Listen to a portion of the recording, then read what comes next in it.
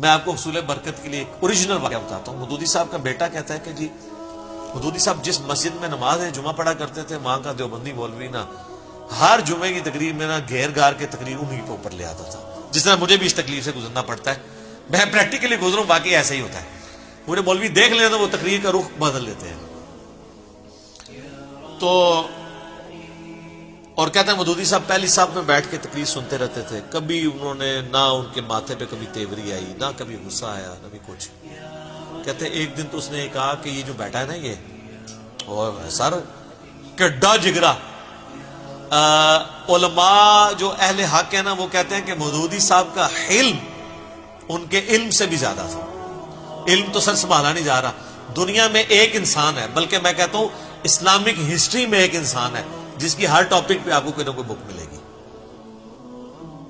جس کے مرنے کے بعد اس کی کتابیں پڑھ کے ہزاروں لوگ مسلمان ہو رہے ہیں۔ یہ ابو امینہ بلال فلپس مودودی صاحب کا ایک کتابچہ پڑھ کے مسلمان ہوا ہے، جس نے 10,000 امریکن فوجیوں کو مسلمان کیا ہے، مودودی صاحب کے ایک کتابچے سے ہوا ہے۔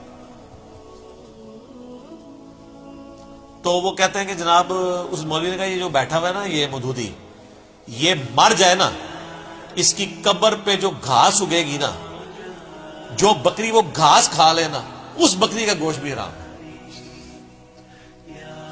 وہ کہتا ہے جی میں تو غصے سے اٹھا، میں واپس آیا، میں نے کہا جی اماں جی میں نے اب اس مسجد میں جمعہ نہیں پڑھنا۔ ظاہر ہے بیٹا تو بیٹا ہوتا ہے، کون سنتا ہے۔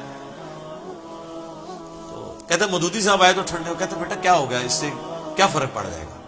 کچھ بھی نہیں ہوگا۔ کہتے ہیں وہ اتنے برف کے بنے ہوئے۔ تو سر آج اس مولوی کا نام مجھے بھی نہیں پتا، اور وہ مولوی کا ذکر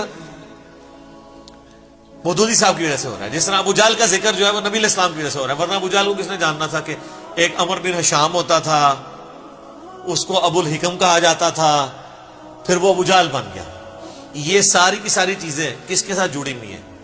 نبی علیہ السلام کی مبارک ذات کے ساتھ۔ فرعون مصر کو تو پھر بھی لوگ جانتے تھے کہ وہ حکمران تھے، ابو جہل کی تو کوئی اوقات نہیں تھی، امیہ ابن خلف کی تو کوئی اوقات نہیں تھی، عتبہ کی، شیبہ کی، ان لوگوں کی کوئی اوقات تھی، عبداللہ ابن ابی کی۔ یہ تو رسول اللہ کی وجہ سے ان کے جو ذکر ہے مردہ ذکر زندہ ہے برائی کے ساتھ، ادروائز تو ان کو کسی نے یاد بھی نہیں کرنا تھا۔